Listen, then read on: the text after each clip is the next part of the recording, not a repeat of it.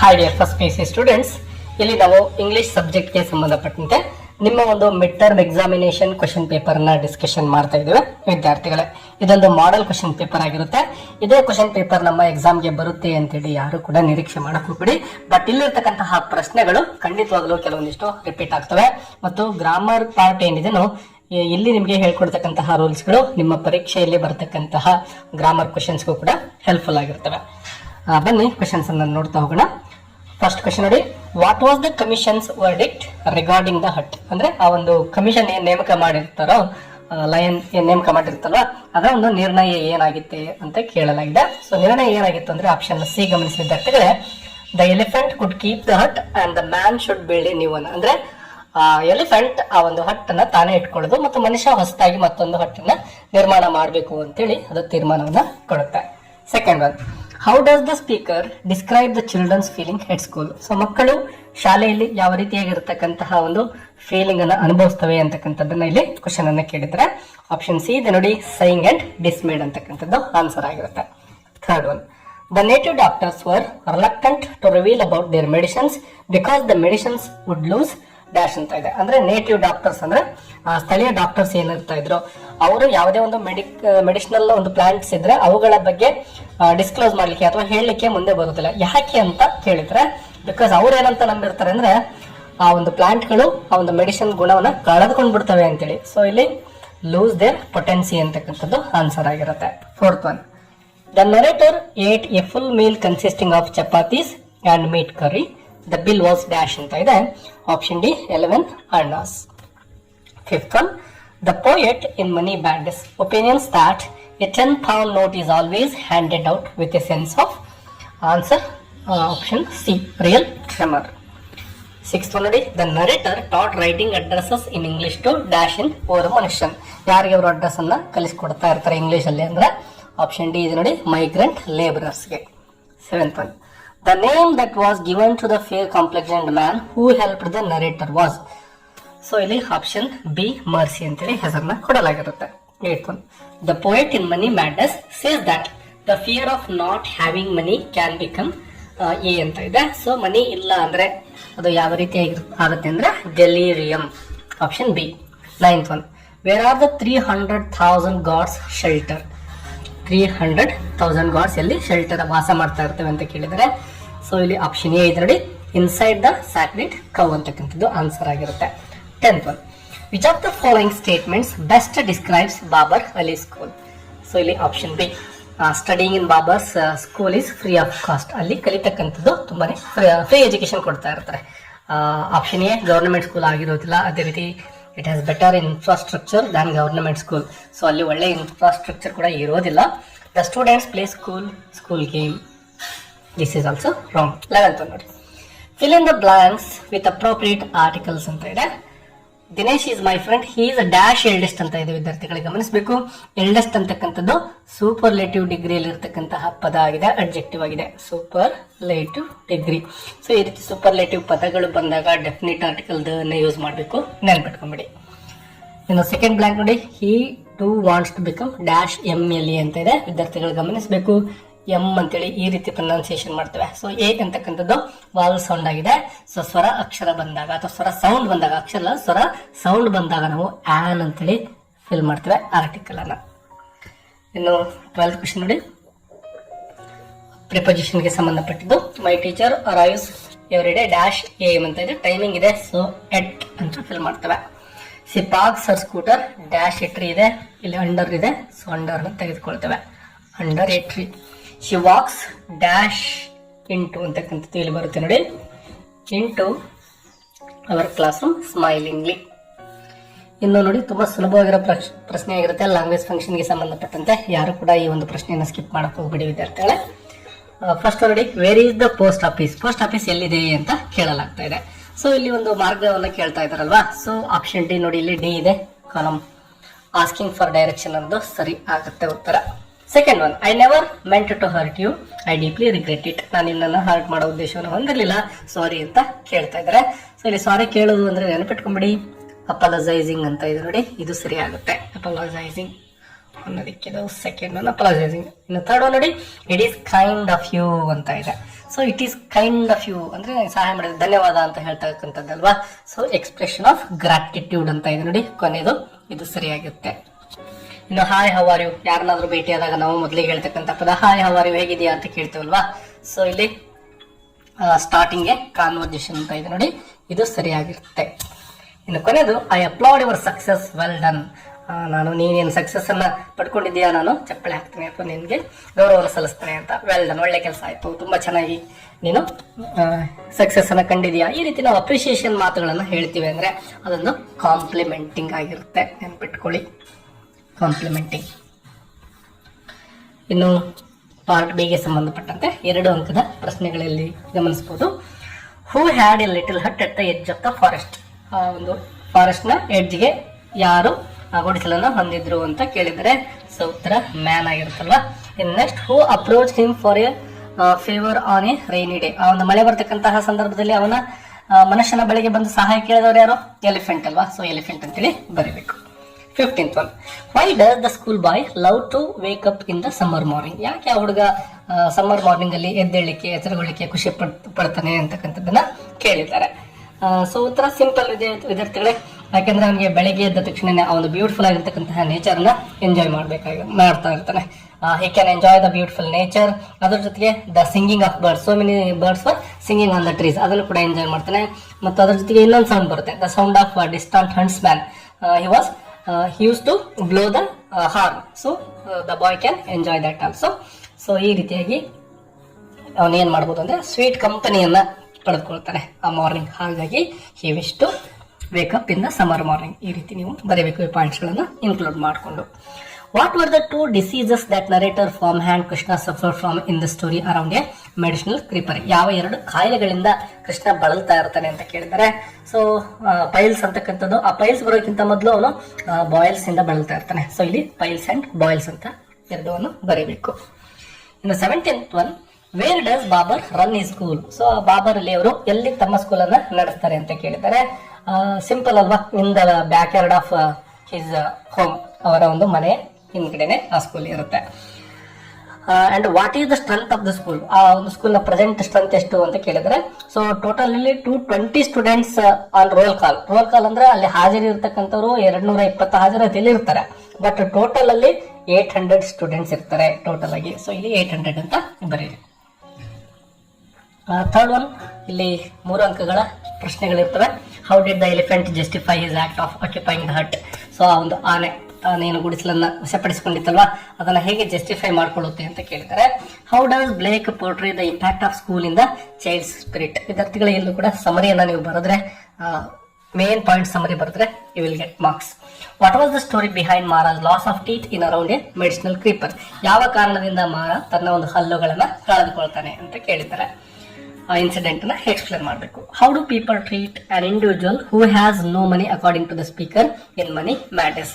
ದುಡ್ಡು ಇಲ್ಲ ಅಂದ್ರೆ ಜನಗಳು ಯಾವ ರೀತಿ ನಡ್ಸ್ಕೊಳ್ತಾರೆ ಅಂತಕ್ಕಂಥದನ್ನ ಬರೀಬೇಕು ವ್ಯಕ್ತಿಯನ್ನ. Nature nurtures all living beings versus humans fail to accept their own kind. How do you explain the this with reference to if I was a tree? So learn the summary. Describe the circumstances that led Babar Ali to start Ananda Shiksha Niketan. ಇನ್ನು 4th ನೋಡಿ, ಇಲ್ಲಿ 4 ಅಂಕದ ಪ್ರಶ್ನೆಗಳಿರ್ತವೆ. 3ಕ್ಕೆ ನೀವು ಉತ್ತರವನ್ನ ಕೊಡಬೇಕಾಗುತ್ತೆ. Explain the mans plan of action as he build A better hut in the gentleman of the jungle. 25th one, give illustrations to show how system of Indian medicine suffers from mystification. Give an account of embarrassing experience of the narrator at the restaurant in Oru Manushan. How is the impact of money madness described in the poem Money Madness? How did Babar Ali manage to provide quality education to the children in his village? ಇನ್ನು part C ಗೆ ಸಂಬಂಧಪಟ್ಟಂತೆ passage ಅನ್ನು ಕೊಟ್ಟಿರ್ತಾರೆ ವಿದ್ಯಾರ್ಥಿಗಳೇ. You need to read the passage and you can easily get the answer from this passage only. So who provide us with air water and food ಅಂತ ಇದೆ ನೋಡಿ. ಈ ರೀತಿ ನಾವು ಕ್ಲೂಗಳನ್ನ ನೋಡಿದ್ರೆ ಸಾಕಿಲ್ಲ ನೋಡಿ. Water to drink, soil to grow food ಅಲ್ವಾ. ಶಿ ಪ್ರೊವೈಡ್, ಶಿ ಅಂತ ಇದೆ ನೋಡಿ, ಮದರ್ ಅರ್ತ್. ಸೊ ಇಲ್ಲಿ ಮದರ್ ಅರ್ತ್ ಬಗ್ಗೆ ಹೇಳ್ತಕ್ಕಂಥದ್ದು. ಸೊ ನೀವೇನ್ ಮಾಡಿದ್ರೆ ಕೀವರ್ಡ್ಸ್ ಗಳನ್ನ ಹುಡುಕಿ ಪ್ಯಾಸೇಜ್ ಅಲ್ಲಿ ಆನ್ಸರ್ಸ್ ಗಳನ್ನ ನೀವೇ ಹುಡುಕ್ತೀರಾ ಅನ್ಕೊಂಡಿದ್ರೆ ನಿಮ್ಮ ಪರೀಕ್ಷೆಯಲ್ಲಿ ಬರ್ತಕ್ಕಂತಹ ಪ್ಯಾಸೇಜ್ ಅನ್ನ ನೀವು ಸರಿಯಾಗಿ ಓದಿ ಈಸಿಯಾಗಿ ಬರೋ 9 ಅಂಕಗಳನ್ನು ಬಿಡೋಕೆ ಹೋಗ್ಬೇಡಿ. ರೈಟ್ ಆಂಟೋನಿಮ್ ಫಾರ್ ರಿಮೆಂಬರ್ ಇದೆ, ಫಾರ್ಗೆಟ್ ಅಂತ ಫಿಲ್ ಮಾಡ್ತೀರಾ. ಸೊ ಗ್ರಾಮರ್ಗೆ ಸಂಬಂಧಪಟ್ಟಂತೆ ಒಂದೆರಡು ಕ್ವಶನ್ಸ್ ಬರಲಿಕ್ಕೆ ಚಾನ್ಸ್ ಇರುತ್ತೆ ಈ ಪ್ಯಾಸೇಜ್ ಅಲ್ಲಿ. ಇನ್ನು ಪಾರ್ಟ್ ಡಿಗೆ ಸಂಬಂಧಪಟ್ಟಂತೆ ಗ್ರಾಮರ್ ಪ್ರಶ್ನೆಗಳು ತುಂಬಾ ಸುಲಭವಾಗಿ ನೀವು ಸಾಲ್ವ್ ಮಾಡಬಹುದು. ಸಬ್ಜೆಕ್ಟ್ ವರ್ಬ್ ಅಗ್ರಿಮೆಂಟ್ ಗೆ ಸಂಬಂಧಪಟ್ಟಂತೆ 4 ಅಂಕಗಳನ್ನು ಕೇಳಿರ್ತಾರೆ ನೋಡಿ ವಿದ್ಯಾರ್ಥಿಗಳೇ. The library dash is closing soon ಅಂತ ಇದೆ ಅಲ್ವಾ, dash closing soon.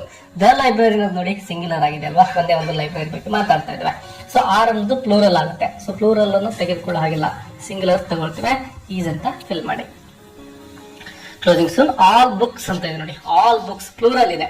So has ಅನ್ನ ನಾವು ಕೇವಲ ಸಿಂಗ್ಯುಲರ್, ಥರ್ಡ್ ಪರ್ಸನ್ ಸಿಂಗ್ಯುಲರ್ ಇದ್ರೆ ಮಾತ್ರ ಬಳಸಬೇಕು. ಸೊ ಹ್ಯಾಸ್ ಇಲ್ಲಿ ಬರೋದಿಲ್ಲ, ಹ್ಯಾವ್ ಅನ್ನ ತೆಗೆದುಕೊಳ್ಳಿ. ಪ್ಲೂರಲ್ ಇದ್ರೆ ಫಿಕ್ಸ್ ಹ್ಯಾವ್ ಅಂತ ಫಿಲ್ ಮಾಡ್ಬಿಡಿ. ಇಫ್ ಸಮ್ ಒನ್ ನೋಡಿ, ಸಮ್ ಒನ್ ಅಂದ್ರೆ ಸಿಂಗ್ಯುಲರ್ ಆಗಿದೆ. ಸೊ ಈಸ್ ಅಂತಾನೆ ಫಿಲ್ ಮಾಡಿ ಸಮ್ ಒನ್.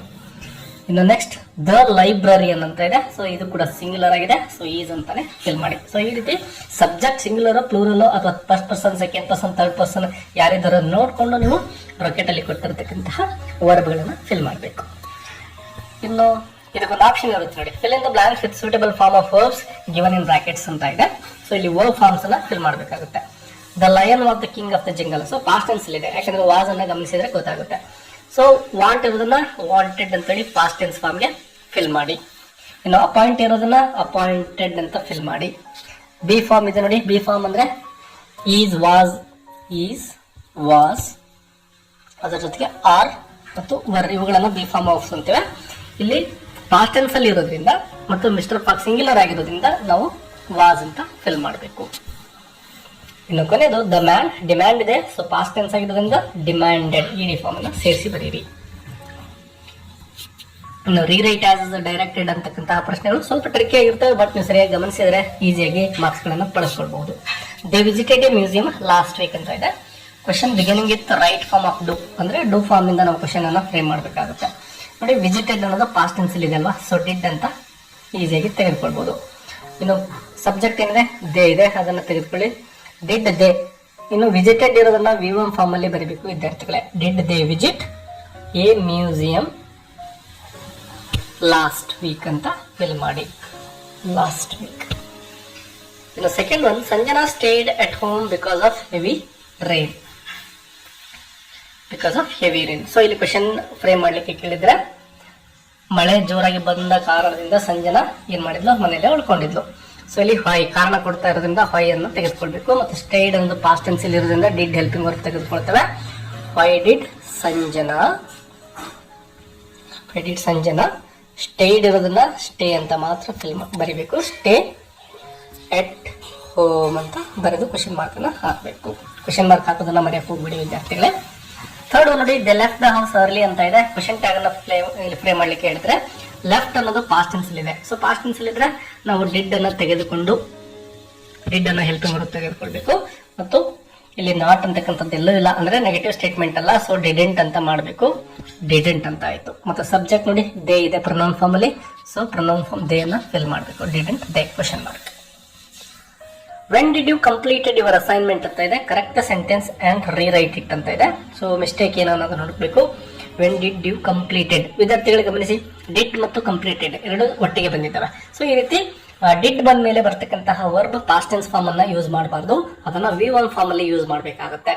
ಸೊ ಇಲ್ಲಿ ವೆನ್ ಡಿಡ್ ಯು ಕಂಪ್ಲೀಟೆಡ್ ಇರೋದನ್ನ ವೆನ್ ಡಿಡ್ ಯು ಕಂಪ್ಲೀಟ್ ಅಂತ ಬರೆಯಿರಿ. ಕಂಪ್ಲೀಟ್ ಅಂತ ಬರೆದ್ರೆ ಸರಿ ಆಗುತ್ತೆ. When did you complete your assignment. ಇನ್ನು fifth one, rearrange the segments to form a meaningful sentence ಅಂತ ಇದೆ. ಸೊ ಇಲ್ಲಿ ಮೀನಿಂಗ್ಫುಲ್ ಸೆಂಟೆನ್ಸ್ ಅನ್ನ ಫ್ರೇಮ್ ಮಾಡಬೇಕಾಗುತ್ತೆ. ಶಿ ಒಂದೇದು ಶಿ ಬರುತ್ತೆ. She went to the market and bought some fruits. So ಈ ರೀತಿ ಬರುತ್ತೆ ನೋಡಿ, she went to the market and bought some fruits. ಇನ್ನು ಈ ರೀತಿ ಒಂದು ಟೇಬಲ್ ಕೊಟ್ಟಿರ್ತಾರೆ, ಅಲ್ಲಿ ಇನ್ಫಾರ್ಮೇಶನ್ ಇರುತ್ತೆ. ಆ ಇನ್ಫಾರ್ಮೇಶನ್ ಅನ್ನು ಬಳಸಿಕೊಂಡು ಕೆಳಗಡೆ ಕೊಟ್ಟಿರ್ತಕ್ಕಂತಹ ಪ್ರಶ್ನೆಗಳಿಗೆ ಉತ್ತರ ಕೊಡಬೇಕು. ತುಂಬಾ ಸಿಂಪಲ್ ಇರುತ್ತೆ ವಿದ್ಯಾರ್ಥಿಗಳೇ, ಇದನ್ನು ಕೂಡ ಸ್ಕಿಪ್ ಮಾಡಕ್ ಹೋಗ್ಬೇಡಿ, ಕರೆಕ್ಟ್ ಆಗಿ ನೋಡ್ಕೊಳ್ಳಿ, ಯಾಕಂದ್ರೆ ಉತ್ತರ ನಿಮ್ಗೆ ಅಲ್ಲೇನೆ ಇರುತ್ತೆ. ಫಸ್ಟ್ ಒನ್ ನೋಡಿ, at what time does the inauguration start ಅಂತ ಇದೆ. ಇನಾಗ್ರೇಷನ್ ಟೈಮಿಂಗ್ ಸ್ಟಾರ್ಟ್ ಆಗೋದು ಯಾವಾಗ ಅಂತ ಕೇಳಿದ್ರೆ 10 AM ಅಂತ ಏನಿದೆ ಇಷ್ಟು ಬರೆದ್ರೆ ಸಾಕು ವಿದ್ಯಾರ್ಥಿಗಳೇ, you will get the marks. What is the duration of the prize distribution ಅಂತ ಕೇಳಿದ್ರೆ, ಸೊ 11 ನೋಡಿ ಇಲ್ಲಿದೆ, 11 AM to 12:30 PM. 11 AM to 12:30 PM. ಇನ್ನು at what time does the lunch break end? Lunch break end ಆಗೋ time ಕೇಳಿದರೆ, so ಇಲ್ಲಿ 1:30 PM ಅಂತ fill ಮಾಡಬೇಕು. ಸೊ ಉತ್ತರ ಅಲ್ಲೇ ಇರುತ್ತೆ, ಸರಿಯಾಗಿ ಗಮನಿಸಿ ಬರೀರಿ. ಇದಕ್ಕೆ ಸಂಬಂಧಪಟ್ಟಂತೆ ಇನ್ನೊಂದು ನಿಮಗೆ ಪ್ರಶ್ನೆಯನ್ನು ಚಾಯ್ಸ್ ಕೊಟ್ಟಿರ್ತಾರೆ, ಇಲ್ಲಿ ನಾನು ನೀಡಿಲ್ಲ. ಡಿಕ್ಷನರಿಗೆ ಸಂಬಂಧಪಟ್ಟಂತೆ ಅದು ಕೂಡ ಸಿಂಪಲ್ ಆಗಿರುತ್ತೆ. ಸೊ ನಿಮ್ಗೆ ಏನಾದರೂ ಅದ್ರ ಬಗ್ಗೆ ಎಕ್ಸ್ಪ್ಲನೇಷನ್ ಬೇಕು ಅಂದ್ರೆ ಡಿಕ್ಷನರಿ ಕ್ವಶನ್ ಅಂತ ಹಾಕಿ, I will give some examples. ಇನ್ನು ಲೆಟರ್ ಇರುತ್ತೆ, 5 ಅಂಕಗಳಿಗೆ ಸಂಬಂಧಪಟ್ಟಂತೆ ಆಲ್ರೆಡಿ ಪ್ರಾಕ್ಟೀಸ್ ಮಾಡಿರ್ತೀರ. ಸೊ ಲೆಟರ್ ರೈಟಿಂಗ್ ನೀಟಾಗಿ ಫಾರ್ಮೆಟ್ ಅಲ್ಲಿ ಬರೀರಿ. ಇನ್ನು ಡೈಲಾಗ್ ರೈಟಿಂಗ್ ಇರುತ್ತೆ ನೋಡಿ, complete the following conversation that take place in a shop. So ಇಲ್ಲಿ 2 ಚಾಯ್ಸ್ ಇದಾವೆ, ನಿಮಗೆ ಯಾವ್ದು ಈಸಿ ಅನ್ಸುತ್ತೋ ಅದನ್ನ ಬರಿಬಹುದು. ಸೆಕೆಂಡ್ ಒನ್ ಸ್ವಲ್ಪ ಈಸಿ ಅಂತ ಹೇಳ್ಬಹುದು. ಹಾಯ್ ತರುಣ್, ಗ್ರೀಟಿಂಗ್ ಇದೆ. ತರುಣ್ ಹೇಳೋದು ಐ ಆಮ್ ವೆಲ್ ಅಂದ್ರೆ ಇಲ್ಲಿ ಹೌ ಆರ್ ಯು ಅಂತ ಕೇಳಿರ್ತಾನೆ, ಗೊತ್ತಾಗ್ಬಿಡುತ್ತೆ ನೋಡಿ. ಹೌ ಆರ್ ಯು ಅಂತ ಬರೀತೇವೆ, question mark. Enquiring about health ಅಂತ ಇದೆ, ಅಂದ್ರೆ ಆರೋಗ್ಯದ ಬಗ್ಗೆ ಕೇಳ್ತಾ ಇದ್ದೇನೆ. So how is your condition ಅಂತ ಹೇಳ್ಬೋದು. ಆರೋಗ್ಯ ಕೇಳ್ತಾ ಇದ್ದಾನೆ ಅಂದ್ರೆ how is your health condition ಅಥವಾ your condition. How is your health ನಾವು, how is your health condition ನಾವು, ಈ ರೀತಿ ಕ್ವಶನ್ ಅನ್ನ ಫ್ರೇಮ್ ಮಾಡಿ. ತರುಣ್ ಹೇಳೋದು this weather has worsened my wheezing ಅಂತ ಇದೆ. ಸೊ ಇಲ್ಲಿ ಎಕ್ಸ್ಪ್ರೆಸಿಂಗ್ ಕನ್ಸರ್ನ್ ಅಂತ ಇದೆ. So sorry to hear that it is very bad ಅಂತ ಬರೀಬಹುದು. ಇಲ್ಲಿ ಸಾರಿ ಟು ಹಿಯರ್ ದ್ಯಾಟ್ ಬರೆದು ಇಟ್ ಈಸ್ ವೆರಿ ಬ್ಯಾಡ್ ಅಂತ ಬರೀಬಹುದು. ಇಟ್ ಈಸ್ ವೆರಿ ಬ್ಯಾಡ್ ಅಥವಾ ಇಟ್ ಈಸ್ ಬ್ಯಾಡ್ ಅಂತ ಬರೀಬಹುದು. ಇನ್ನು Tarun that's good, hope you feel better soon ಅಂತ ಇದೆ. ಎಕ್ಸ್ಪ್ರೆಸಿಂಗ್ ಗ್ರಾಟಿಟ್ಯೂಡ್, ಥ್ಯಾಂಕ್ಸ್ ಅನ್ನ ಹೇಳ್ಬೇಕಾಗುತ್ತೆ ಇಲ್ಲಿ. ಸೊ ಥ್ಯಾಂಕ್ ಯು ಅಂತ ಬರೀಬಹುದು ನೀವು ಸಿಂಪಲ್ ಆಗಿ, ಅಥವಾ ಥ್ಯಾಂಕ್ ಯು ವೆರಿ ಮಚ್ ಅಂತ ಏನಾದರೂ ಬರೀಬಹುದು. Thank you very much. So ಈ ಒಂದು ಡೈಲಾಗ್ ರೈಟಿಂಗ್ ಬಗ್ಗೆ ಕೂಡ ಎಕ್ಸ್ಪ್ಲನೇಷನ್ ಬೇಕು ಅಂದ್ರೆ ಡೈಲಾಗ್ ರೈಟಿಂಗ್ ಅಂತ ಕಮೆಂಟ್ ಮಾಡಿ. I will try to give some examples related to this topic. Dear students, ನಿಮ್ಮ ಫ್ರೆಂಡ್ಸ್ ಜೊತೆ ಕೂಡ ವಿಡಿಯೋ ಶೇರ್ ಮಾಡ್ಕೊಳ್ಳಿ. ಹಾಗೆ ವಿಡಿಯೋಗೆ ಒಂದು ಲೈಕ್ ಕೊಡೋದನ್ನ ಮರಿಬೇಡಿ. ಹೆಚ್ಚಿನ ಒಂದು ಇಂಗ್ಲಿಷ್ ರಿಲೇಟೆಡ್ ಲೆಸನ್ಸ್ ಅನ್ನ ಕಲಿಬೇಕಂದ್ರೆ ಈ ಚಾನಲ್ ಅನ್ನ ಸಬ್ಸ್ಕ್ರೈಬ್ ಮಾಡ್ಕೊಳ್ಳಿ. ಮತ್ತೆ ಸಿಗೋಣ. Take care and all the best for your examination. Thank you for saying this video. Subscribe now.